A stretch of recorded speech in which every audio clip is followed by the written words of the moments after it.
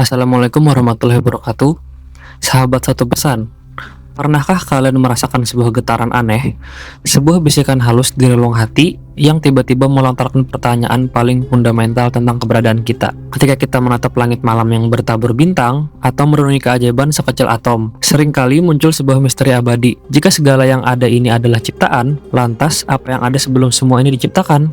Sebuah kekosongan hampa atau sebuah realitas yang melampaui segala imajinasi kita? Jawabannya mungkin akan terdengar sederhana, tidak ada apa-apa, karena memang belum diciptakan. Namun, di balik kesederhanaan itu, tersembunyi sebuah teka-teki agung yang kerap menghantui pikiran manusia, terutama saat kita mulai tumbuh dewasa dan merenungi hakikat Tuhan.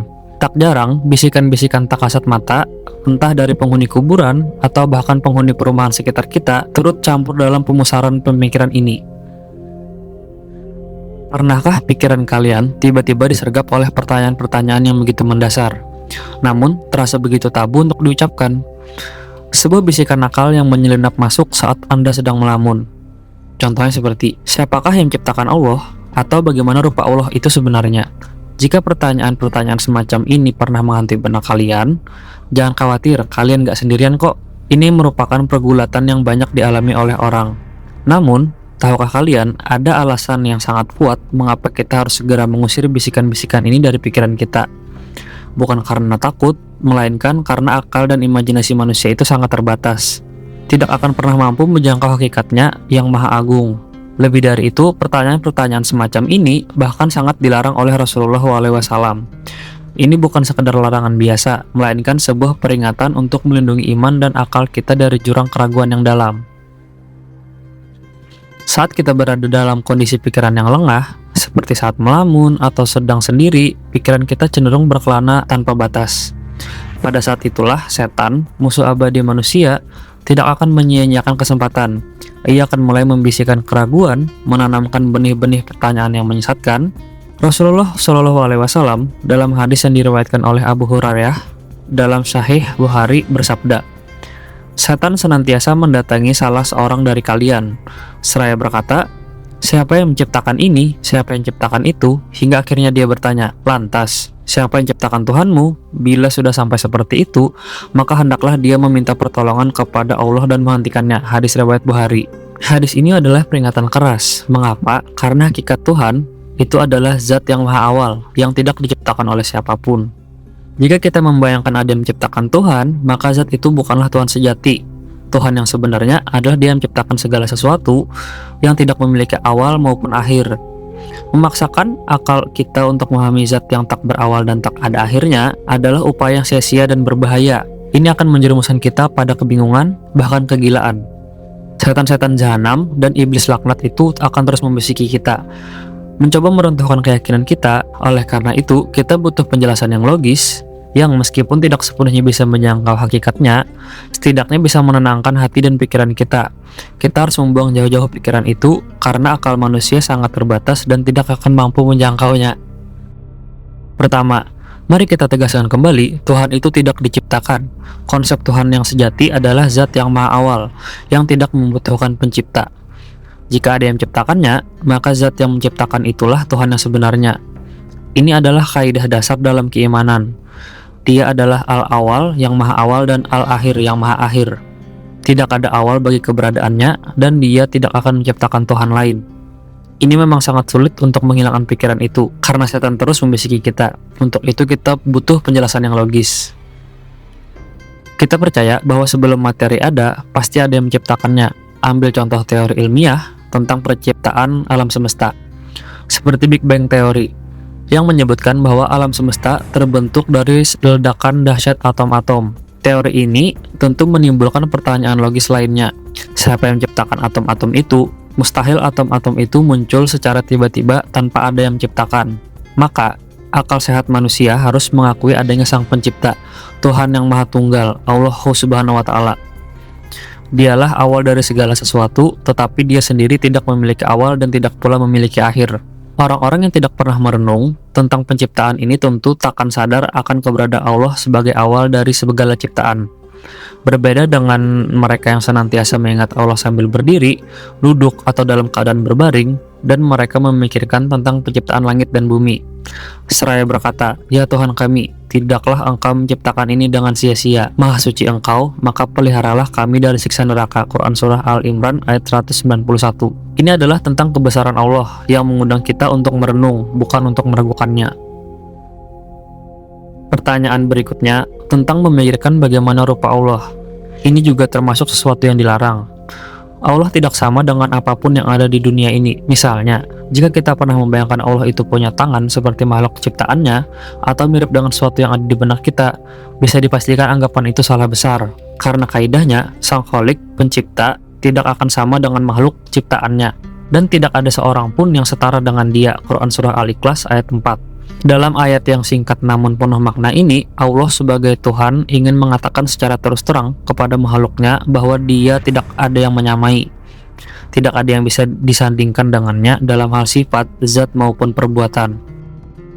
Manusia juga tidak akan bisa melihat Allah dengan mata kepalanya sendiri sampai dia mati. Jangankan kita manusia biasa, Nabi SAW pun tidak pernah melihat Allah secara langsung. Kita tidak berdosa jika sebagian dari kita ada yang pernah terbesit dalam pikirannya di mana Allah sebelum menciptakan alam semesta. Jangan kita yang awam, para sahabat yang mulia pun pernah bertanya hal ini. Dalam hadis Jami At-Tirmizi, Abu Dzar berkata, "Aku pernah bertanya, wahai Rasulullah, di manakah Allah sebelum dia menciptakan makhluknya?" Beliau menjawab, "Dia berada di amma atau awan yang tinggi. Di atas dan di bawahnya tidak ada udara dan dia menciptakan arsinya di atas air." Hadis riwayat At-Tirmizi. Secara bahasa, amma sendiri itu berarti buta atau kebutaan. Bisa diartikan, amma ini adalah suatu tempat atau kondisi yang tidak diketahui bentuk dan wujudnya kecuali oleh Allah saja yang mengetahuinya. Namun, biar lebih mudah dipahami, dalam terjemahan hadis dituliskan dengan kata awan. Namun, awan di sini bukan seperti awan yang biasa kita lihat di langit. Amma di sini adalah awan gaib yang tidak ada angin baik di atasnya maupun di bawahnya, yakni awan yang tidak dibawa oleh apapun. Dengan kata lain, amma adalah sesuatu yang tidak bisa diterima oleh imajinasi dan tidak bisa dicapai oleh akal pemahaman manusia. Di sana tidak ada udara, tidak ada benda apapun, bahkan tidak ada waktu di sana. Ini adalah kondisi transenden. Di luar dimensi yang kita kenal, Allah kemudian bersemayam pada arsinya di atas air. Kita tidak diketahui bagaimana bentuk arsy dan cara Allah bersemayam di atasnya, dan menanyakan hal seperti itu adalah sesuatu yang dilarang. Yang jelas, keberadaan arsy sudah disebutkan dalam Al-Quran maupun hadis, dan dialah yang menciptakan langit dan bumi dalam 6 masa dan adalah singgasananya sebelum itu di atas air. Quran Surah Hud. Ini menunjukkan bahwa arsy dan air adalah di antara ciptaan pertama Allah. Sebelum penciptaan langit dan bumi, Allah telah ada dan sesuatu apapun selainnya belum ada. Arsy-nya berada di atas air. Dia mencatat segala sesuatu itu di dalam Az-Zikr, Lauhul Mahfuz. Dan dia menciptakan langit dan bumi. Hadis riwayat Bukhari dan Baihaqi.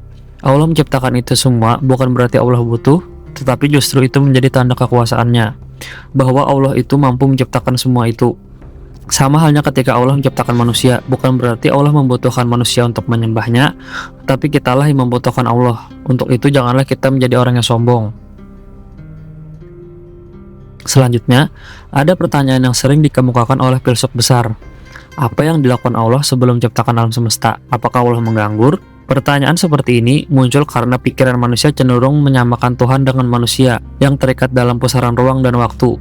Padahal, Tuhan tidaklah terikat hukum-hukum alam yang dimana hukum-hukum alam tersebut adalah ciptaannya sendiri. Tuhan tidak menempati ruang dan tidak berwaktu.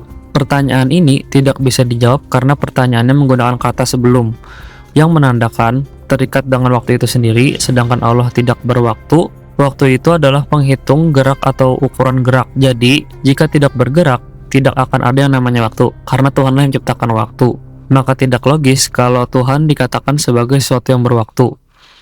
Dialah Allah yang menjadikan segala yang ada di bumi untuk kamu, dan Dia berkehendak menciptakan langit, lalu dijadikannya 7 langit. Dan Dia Maha mengetahui segala sesuatu. Quran Surah Al-Baqarah ayat 29.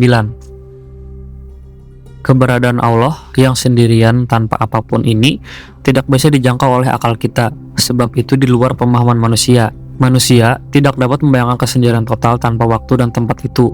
Coba bayangkan saja kalau bisa, kalau tidak bisa jadi gila. Di antara kesempurnaannya, dia tidak berada dalam waktu dan tidak terikat dengan ikatan waktu. Kalau dia tidak berwaktu, maka tidak ada ruang bagi kita untuk bertanya apa yang dilakukan Allah sebelum menciptakan alam semesta, karena kata sebelum meniscayakan adanya keberadaan waktu itu.